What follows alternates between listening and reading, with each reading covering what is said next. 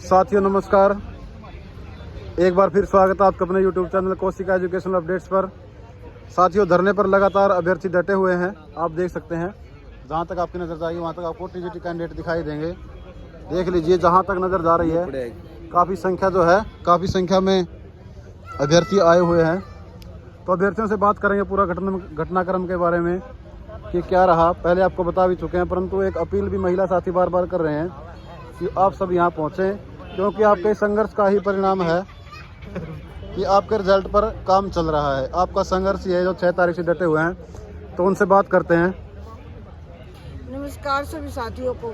साथियों, मैं 7471 रिजल्ट के लिए संघर्ष कर रहे हैं। हम यहाँ 6 तारीख से धरने पे बैठे हुए हैं। मैं आपसे अपील करती हूँ, आप भी सभी घर से निकलो, हम संघर्ष कर रहे हैं। और बाकी मतलब कुछ इम्पोर्टेंट है वो मैडम आपसे डिस्कस करेंगे। रितु मैम सिंह से बात करें। नमस्कार। जैसा कि आप सब जानते हैं, सर ने बता भी दिया कि हम इतने लंबे टाइम से धरने पर बैठे हुए हैं। तो सब कुछ ठीक ठाक चल रहा था, स्ट्रेंथ बढ़ रही थी और हमारे प्रयास जारी थे, लेकिन हमें कोई अच्छी लीड नहीं मिल रही थी। सिर्फ आश्वासन नहीं मिल रहे थे कि भाई आपकी भर्ती पूरी हो जाएगी। जो कल से ये लोग मना कर रहे हैं कि आपकी भर्ती पे स्टे है। पहले भी यही प्रोसेस चला था कि स्टे है, जो बहुत लंबे टाइम से बता रहे थे, लेकिन हमें नहीं पता चल रहा था, क्योंकि लीगल टीम में जो उनके मेंबर थे वो यही बता रहे थे कि जी स्टे है। कभी 2015 पे स्टे बता रहे थे, कभी यशपाल जी का जो केस है उस पर स्टे बता रहे हैं, और कभी सोशो इकोनॉमिक जो के मार्क्स हैं उस पर स्टे बता रहे हैं। तो 2015 वाला तो आप सब जानते हैं कि भाई वो तो विड्रॉ है, उसमें तो कोई सीन ही नहीं है। जो पहले भर्ती हैं उसके थ्रू हुई हैं। उसके बाद जो 5 मार्क्स का सोशल क्राइटेरिया का ये बता रहे हैं, जो 2015 का है उसमें इनका ये कहना था कि हम उसको जो है अलाउ कर चुके हैं, 15 वाले अभ्यर्थी उसमें शामिल होंगे भर्ती में। इसी बारे में बताइए। वो सीएम से वो उसकी परमिशन मिल चुकी थी। मतलब वो उस केस का इशू ही नहीं है। कहने का मतलब ये है कि 2015 हमारे लिए इस जो भर्ती में कंसीडर ही नहीं कर रहा। उसके बाद बचा हमारे पास 2015 वाले तो इसमें कंसीडर हैं, इसमें कोई दो राय नहीं है। जो इन्होंने मतलब एक्सक्यूज दे रहे हैं वो हमारे लिए रिजल्ट पे कोई उसका वो नहीं है। हाँ, वो बिल्कुल शामिल है, इसमें कोई दो राय नहीं कि वो तो शामिल है ही। उसके बाद बचा सोशो इकोनॉमिक का, वो इन्होंने ग्रुप डी की जो भर्ती दे के 95 नंबर में से पूरा कर दिया। उस पे भी अब कोई वो नहीं था। अब बचा जो स्टे है, वो यशपाल जी का जो केस था उस पे बता रहे थे कि ये स्टे है। तो जैसे ही हमने मतलब लंबे टाइम से आप सब जानते हैं कि प्रोसेस चली हुई थी। हमारे जो साथी थे वो लगातार लीगली को हाई कोर्ट में जाके किसी लॉयर से मिलके जैसे तैसे भी करके हमारे पास कुछ तथ्य आए हैं सामने, जो हमें आज ही पता चला है कि भाई वो स्टे किस चीज का है। ये आप सर एक बार ना थोड़ा क्लोज करके दिखा दीजिए। ये तारीख है, ये दिखाइए कि भाई 12/9/2023 को एक डेट थी जो हमारी यहाँ पे जयपाल शर्मा, मैं नाम थोड़ा सा शायद गलत रॉन्गली स्पेल्ड, पर ये जयपाल शर्मा का केस था, और ये 12/9/2023 को इसकी डेट थी। और उसी दिन उसी कोर्ट में Rajkumar and versus state of Haryana का केस था, और उसी दिन Rajkumar versus state of Haryana का दूसरा था। उसी दिन शमशेर सिंह और वर्सेस स्टेट ऑफ हरियाणा का चौथा केस था। उसी दिन Madan Lal and state of Haryana का 5वां केस था। तो मैं आपको ये चीज मेंशन करना चाहती हूँ, ध्यान से सुन लीजिए इस चीज को। जो जिन कैंडिडेट्स के मन में क्यूरी थी कि भाई सॉल्यूशन क्यों नहीं हो रहा, तो सॉल्यूशन किसी को बीमारी का पता ही नहीं था। कहते हैं ना कि एक बीमारी को जब इलाज की होता है, जब उसको डायग्नोज किया जाए कि बीमारी है कहाँ से शुरू, उसका रूट कॉज क्या है। तो रूट कॉज मिला कि भाई जो ये सारे 5 केस थे वो मिस्टर अनुराग गोयल इनके लॉयर थे, और एक ही दिन ये सारे केस थे। तो जैसा कि आप सबको पता है कि भाई ये बारी बारी से थे, स्टेप बाय स्टेप। तो ये केस जो था Madan Lal versus state of Haryana, ये कोई ट्रांसफर पॉलिसी का केस था। ये जो मदन लाल है ये किसी हॉर्टिकल्चर में काम करता है, और इसकी ट्रांसफर पॉलिसी के रिगार्डिंग केस था। और ये बाकी केस तो मैं बता ही चुकी हूँ। तो हमारा केस जयपाल शर्मा का था, लेकिन ये केस में ऐसा कोई स्टे नहीं था, ना इससे पहले था। तो हमारा नॉर्मल चल रहा था सब कुछ।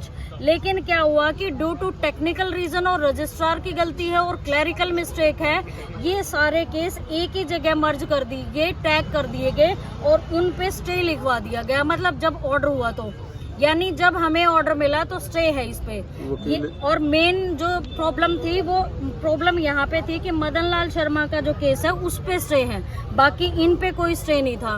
तो ये डॉक्यूमेंट्स इनकी ऑथेंटिफिकेशन हमें आज मिली है और आज ही हमने ये HSSC के सामने रिप्रेजेंट करे हैं। अनुराग गोयल जी हैं, एक ही वकील है इन सब केसेस के। आप ध्यान से सुन लीजिए इस वीडियो को और फिर कंक्लूजन निकालिए। आज हमने HSSC के सामने ये अपने सारी जो प्रॉब्लम है वो रिप्रेजेंट करी है विद डॉक्यूमेंट्स जो कि ऑथेंटिक भी है। तो विनय जी ने भी हमें दिया है आश्वासन तो नहीं कह सकते आप, तो हमारे पास डॉक्यूमेंट्स हैं तो हम आगे भी खुद प्रोसीड कर सकते हैं।